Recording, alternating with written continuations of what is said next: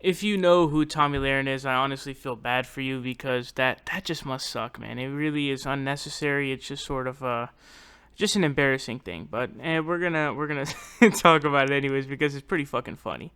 But the point here being is that she is somebody who had her rise essentially from the whole anthem protests that were going on and all of the uh, people who were taking a knee and just all of these different racial and social issues, which is sort of ironic because she said we don't win on social issues, which was something that I thought was pretty interesting as well.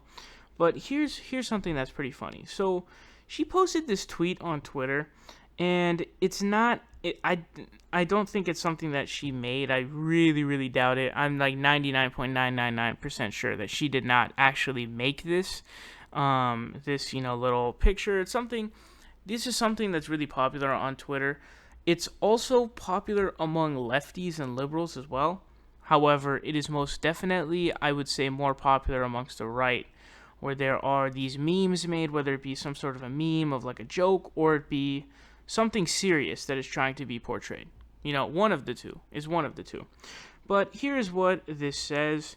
It says, "Dear NFL, the easiest decision we will ever make is choosing our veterans, service members, flag, and national anthem over millionaire football players. Who wins a football game has zero impact on our lives. Who stands up for our country has the ultimate impact on our lives. Signed, We the People." So I'm just going to break it down bit by bit is what I want to do. So starting off with this, so it's setting up this sort of false dichotomy, right? It's setting up this false dilemma of saying the easiest decision we will ever make is choosing our veterans, service members, flag, and national anthem over millionaire football players. So let's just address this right here, okay? There is no scenario in which there is an or situation between veterans, service members, flag, and national anthem or millionaire football players. What people are choosing is, they want what these people are protesting for is against police brutality. So it's not that we're trying to choose between or. We want all of them. We want these people to be able to protest. And so obviously what they're trying to do is they're attempting to essentially get the NFL to make a decision to prevent these NFL players, these millionaire football players, as it was put in here. By the way, I sort of find it funny that they put in the millionaire thing because it's essentially supposed to be, I would say, derogatory. However, just to make it more mild, maybe like a little bit of an insult or a little bit of a taint. I find that hilarious because on the right wing, everyone's about, that's how the right wing is totally opposite from that. They are totally opposite from that. They do not operate in such a manner. They do not do that at all. I would say a lot of right-wingers, maybe most of them, a good amount of them, I'll say a good amount is probably a good way to put it, think that they're going to be rich. They aspire to be rich. They want to be rich, and they definitely do not like the left or progressive sort of even, I don't know what you call it, labeling the rich or whatever the fuck you want to call it. So I find that to be interesting because you praise Donald Trump for being so rich and saying, hey, we need to run America like a business because, hey, that's the best way to do it. And Donald Trump is a genius because he's so rich and he has a ton of money. And then now you turn around, but when it's people who are maybe on the left, maybe not, because we don't know if these people who are, these millionaire football players are on the left or not. They may just have an opinion on police brutality. That doesn't necessarily indicate maybe they don't even have political leanings. Who knows? But the point here being is that I find it very laughable that they're now turning that to be an insult when it comes to their God Emperor Donald Trump, who they worship every day and every night, have murals of him and shit. They absolutely love him for it. I mean, they give him, verbal blowjobs for it every single day, all the fucking time. So I find that to be funny that they're using that to taint. But here's the point. There is no dilemma between these two things. Okay, we want, really what it is the people who are in support of these, as you put it, millionaire football players. We want all of these things. But to be fair, I don't want the national anthem to be abolished, but I find absolutely zero, I repeat, zero reason to have the national anthem played during prior to any sports events. I don't understand why it's being played at the sports events. I don't see a reason for it. Apparently, this is not a thing that was a tradition very long ago, but it's something somewhat recent, and I don't understand what the purpose for it is. For me personally, when it comes on, I sort of mute it because the national anthem song fucking sucks, and I don't want to listen to that garbage. It's shit. So I don't know why anybody would possibly want to listen to that. But if you like the national anthem, cool, congratulations, have your fun, have the national anthem. I am not against you putting your hand on your heart or doing whatever the fuck you want to the national anthem, maybe beating off the national anthem. I don't know. I don't care. Whatever you want to do. I'm not attempting to abolish the national anthem. I'm not attempting to do any of that with the national anthem.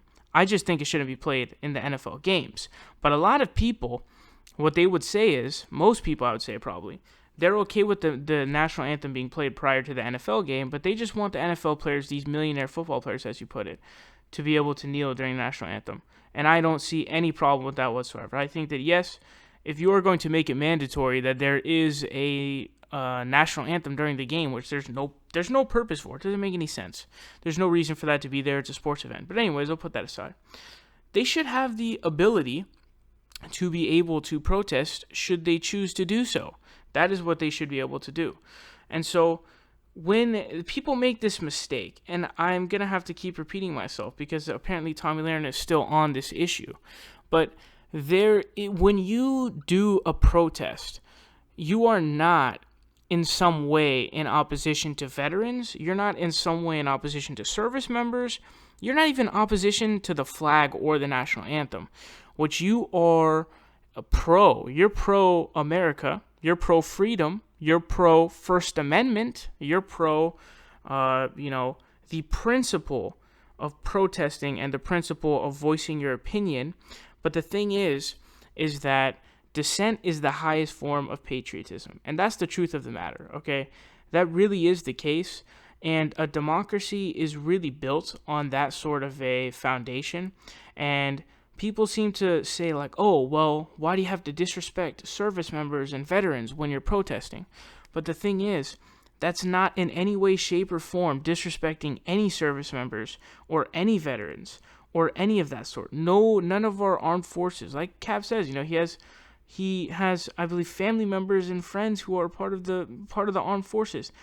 Kneeling during the national anthem has nothing, I repeat, nothing to do with disrespecting any veterans, any service members whatsoever.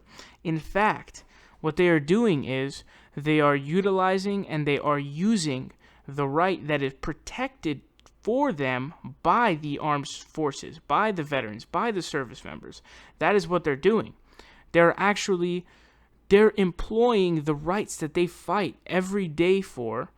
So I don't understand how that possibly works. But it doesn't make any sense to claim that somehow kneeling during the national anthem is in any way in opposition to the armed forces. That's a nonsensical claim, because what you're really doing is you're utilizing and using the right that has been, given to be able to protest. And so this has stirred up massive national debate, and it's unbelievable. And here's the thing I'll say. If you want to trigger a conservative, you definitely just, shit on the flag, not literally, but verbally, or just kneel for the national anthem. I mean, I've never seen people get more triggered on planet Earth than disrespecting, what they perceive as disrespecting. Really, you're not disrespecting anything, but you're taking a knee, or, you're not, I don't know, it's insane. I've just never seen this before.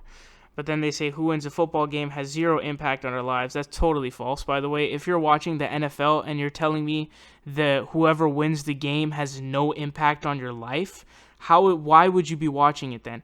If it's not going to have an impact on your life, why would you watch it? When you watch a game, you want to see who wins. I'm a Saints fan, and I was massively impacted when we lost to the Vikings in the fucking in the semis, man. When we lost to the Vikings on that unbelievably lucky fucking play, and I can't even think about it because it's depressing just think about. Although I am over it now. I was trying really hard to fight the sadness that night, but it was just inevitable, and it just plagued me. So no, the idea that it has no impact on our lives, at least in the most minuscule effect, is very fucking stupid. That's dumb. And again, if it had no impact on your life, why on planet Earth would you watch the game? I would think that'd be the whole point, is to have an impact, right? But anyways, and it says, who stands up for our country has the ultimate impact on our lives. What do you mean? Do you mean standing up for the national anthem? Or do you mean fighting for our country? Because if you mean fighting for our country, the people who are kneeling during the national anthem are not in opposition to our country. If anything, I would say they're fighting for our country more than the people in opposition to the rights that are given to them and actually fought for by veterans and the armed forces.